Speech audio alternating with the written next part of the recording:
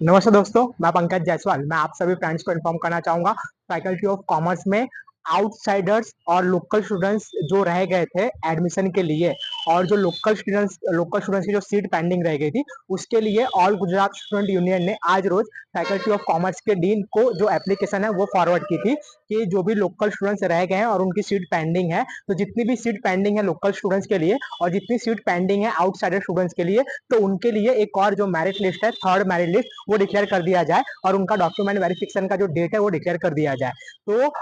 मैं आप सभी को बताना चाहूंगा, बड़ौदा लोकल जो स्टूडेंट्स हैं जनरल कैटेगरी के लिए, उनके लिए जो मेरिट लिस्ट है वो डिक्लेयर कर दी गई है फर्स्ट ईयर बीकॉम ऑनर्स के लिए। और इस बार जो क्राइटेरिया है वो कहां पर आके रुक गया है, तो मैं आप सभी को बताना चाहूंगा कि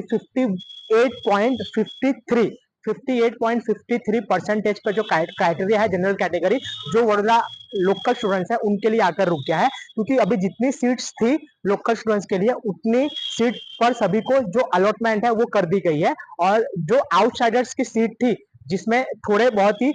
जो स्टूडेंट्स हैं जिनको हम यहाँ समावेश कर सकते हैं और जिनको इंक्लूड कर सकते हैं, तो उनके लिए जितनी उनकी सीट्स थी उस पर भी उन सभी स्टूडेंट्स का जो नाम है वो डिक्लेयर कर दिया गया है। और मैं आप सभी को इन्फॉर्म कर दूं कि इस मेरिट लिस्ट के अंदर जिस भी स्टूडेंट्स का नाम आया है, उनको डॉक्यूमेंट वेरिफिकेशन के लिए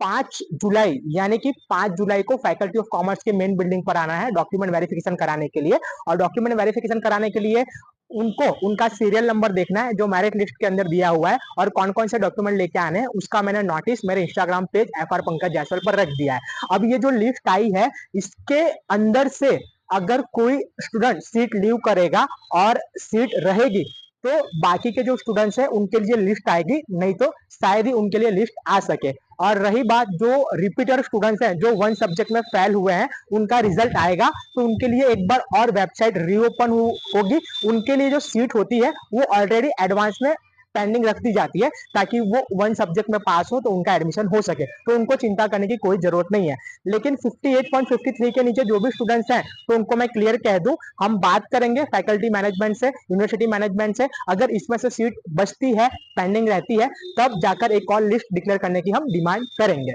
नमस्ते।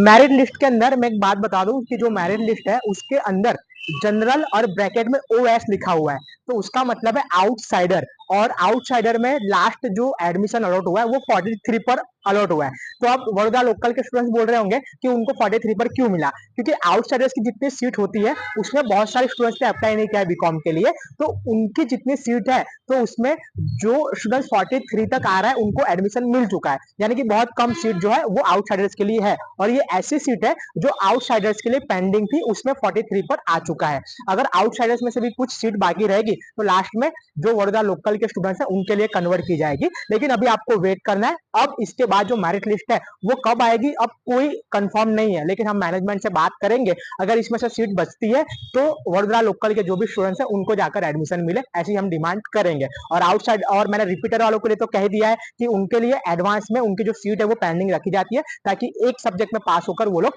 अप्लाई कर सके वेबसाइट पर और एडमिशन ले सके। अब आपको कुछ भी डाउट हो, इशू हो, तो कल फैकल्टी ऑफ कॉमर्स कैंपस में आके आप लोग हमसे मिल सकते हैं। नमस्ते।